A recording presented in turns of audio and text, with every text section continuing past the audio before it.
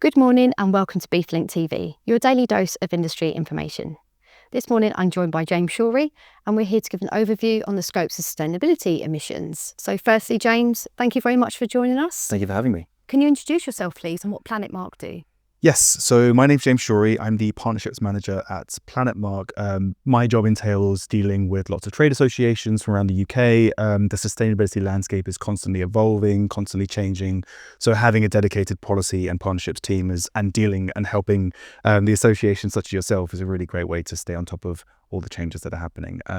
Planet Mark ourselves, we're a sustainability certification business. So we certify businesses to make sure that they're measuring, engaging and communicating in the right ways to become better businesses and have less of an impact on the environment. That's great. Yeah. So I understand there's 3 different scopes of emissions. Can you give us a little bit more detail on them just as a high level overview? Yes. So the greenhouse gas protocol is the global way that businesses can measure their emissions. So it's not something that Planet Mark made up. It's something that's standard across all businesses everywhere in the world through the greenhouse gas protocol. And it's broken down to scopes 1, 2, and 3. So scopes 1 and 2 are the emissions that a company physically owns and a company physically emits. So scope 1 are the hydrocarbons that you are burning physically as a business. So let's say it's the petrol or the diesel that you're putting into your company-owned vehicles, or it's the gas that's being used to heat your building. So that's scope 1, the hydrocarbons that you're physically burning and the CO2 you're emitting. Scope 2 is your purchased emissions. So let's say it is the electricity that you're buying to power your building. It's not you burning those hydrocarbons, but you bought the electricity which is being burnt somewhere else. Sure. So you're responsible for that.